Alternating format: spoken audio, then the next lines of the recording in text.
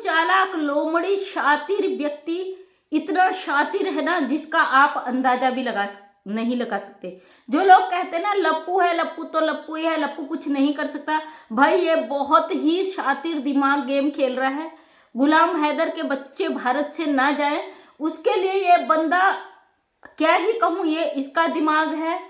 नहीं नहीं नहीं, इसका दिमाग तो बिल्कुल भी नहीं हो सकता, क्योंकि इसके अंदर इतना भी तमीज नहीं है कि शब्द भी ढंग से नहीं बोल सकता। इतना शातिर गेम तो ये खेल ही नहीं सकता।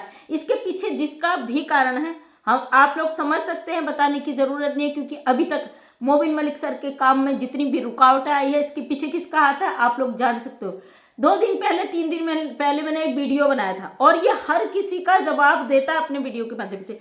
उस वीडियो में मैं कानूनी फैक्ट के ऊपर बात करती हूँ, इस केस पे किस चीज से कितना असर पड़ेगा और ये केस क्या मायने रखता है, गुलाम हैदर के 4 बच्चे क्या मायने रखते हैं, इसको पता है। गुलाम हैदर भारत आने वाला है और मोबिन मलिक ने उन 4 बच्चों के ऑर्डर कराए हुए हैं। और साथ में आज लप्पू का आपने वीडियो देखा होगा, जिस वीडियो में बंदा ड्यूटी कर रहा है, 30 मतलब कह रहा है कि भाई 30 से 35 हजार समथिंग इसे तनख्वाह मिलेगी और ये तनख्वाह बढ़कर 40, 50, 60 हजार भी हो जाएगी।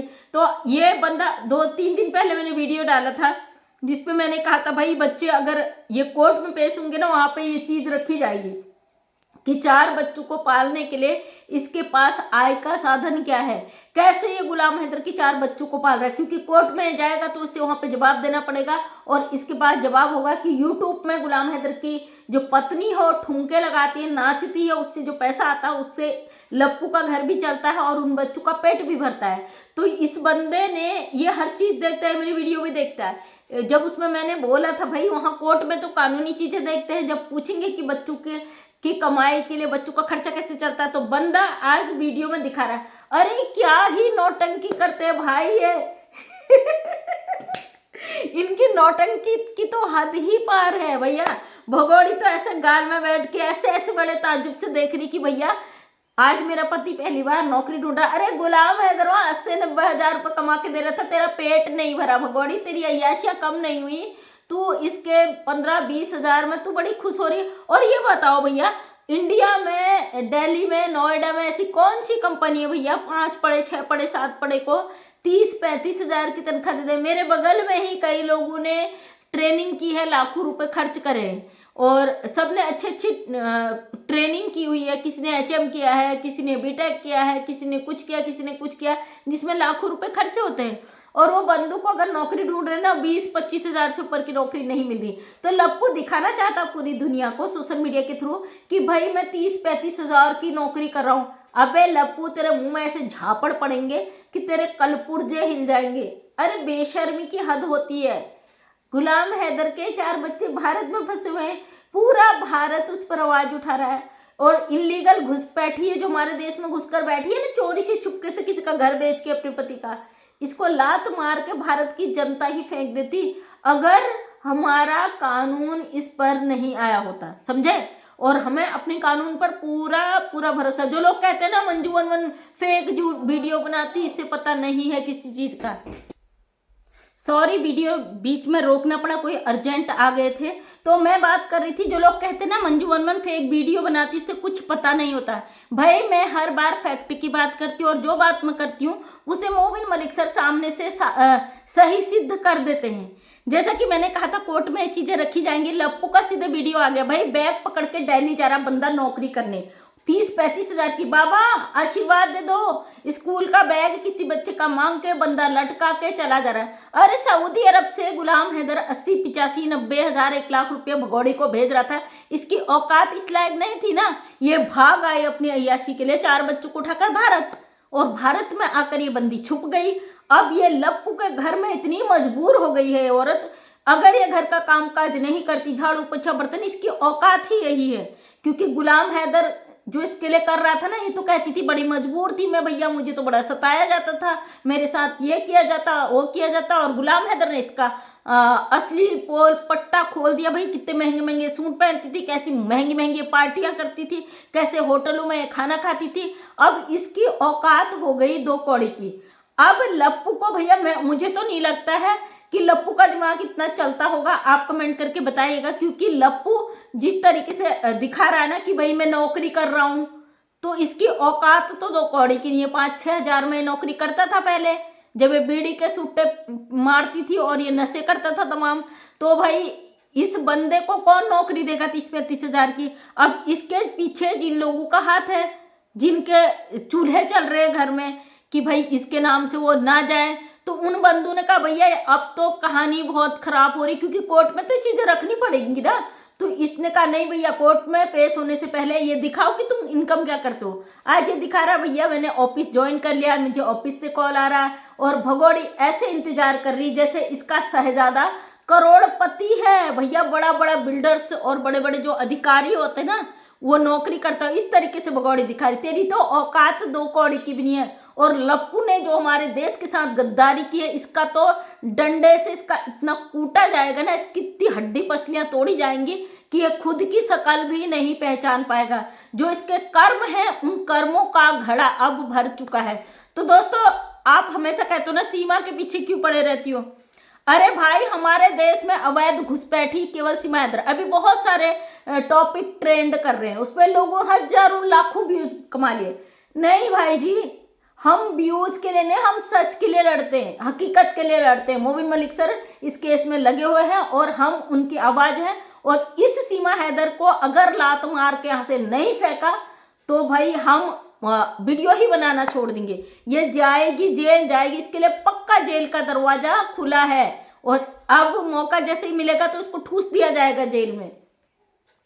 और लप्पू और भगौड़ी का ड्रामा ज्यादा दिन का नहीं है, बिल्कुल भी टेंशन न लें। और मैंने सुना है कि ये जो पेट फुला फुला के ड्रामे कर रही है प्रेग्नेंट होने का, और ये भी सुनाया आया कि ये प्रेग्नेंट नहीं है, ये प्लेट थाली पता नहीं क्या क्या बांधती है।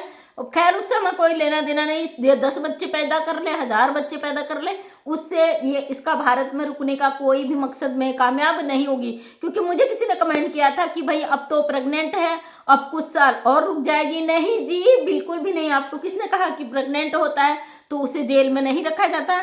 हमारे देश की महिलाओं को प्रेगनेंसी में भी जेल में रखा गया है। अगर यकीन नहीं है ना तो जाके देखना चैनल शबनम वाला, उसमें शबनम को अभी भी कैद हुई है। 16-17 साल का उसका बेटा है और उसकी प्रेगनेंसी, उसकी डिलीवरी सब जेल में ही हुई। तो ये आप गलत हो, ये क्रिमिनल है, अपराधी है, गलत है, इसने भारत का कानून तोड़ा है। साथ में सचिन मीना का पूरा खानदान इसमें लिप्त है। इन सब को भारत को धोखा देने, भारत के साथ गद्दारी करने, देश में अवैध घुसपैठी को शरण देने में बहुत सारी धाराएं लगाई हुई हैं भाई, बहुत धाराएं इस पे लगी हुई है पहले।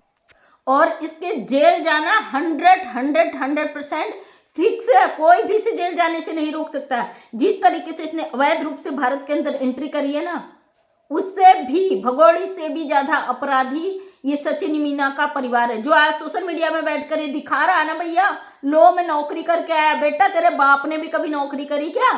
वो भी माली का काम करता था, 100-150 रुपए रोज का कमाता था, उसमें चटनी रोटी से तुम्हारा गुजारा चलता था। गुलाम हैदर का घर बिकवा के, उसकी सारी प्रॉपर्टी लेके आज अय्याशियों की जिंदगी जी रहे हो, नशे तमाम कर रहे हो, मार कुटाई घर में कर रहे हो। उन 4 बच्चों के साथ क्या हो रहा है कुछ पता नहीं। जब बच्चों की बात आती दोस्तों, 2 दिन पहले जब मैंने ये बात भी रखी थी कि कोर्ट में क्या जवाब देंगे, तो ये बंदा आज नौकरी ढूंढ के आ गया भैया। बकाया पूरा वीडियो तो मैंने नहीं देखा, पीछे को क्या था 1 मंथ लेटर करके कुछ दिखा था, उसके बाद मैंने नहीं देखा। तो भाई 1 महीने बाद का भी इसने दिखा दिया। तो इस बंदे ने नौकरी भी ढूंढ ली और इस बंदे ने ये जाहिर भी कर दिया कि बच्चों के लिए गर्म कपड़े आ रहे हैं, बच्चों के लिए खाना बन रहा है, बच्चों की फरमाइश पे। इतना तेरे थप्पड़ पड़ेंगे ना गाल में, जितना तू नौटंकी करता है, जितना तुम नाटक करते हो तुम दोनों ना, तुम्हारे नाटक का यहीं पे, तुम्हारा जो है नाटक का जो वो है ना, उस पे केवल रोक ही नहीं, उस पे लॉकडाउन लगा देंगे हम, ताला लगवा देंगे हम ऐसा के लिए, समझे।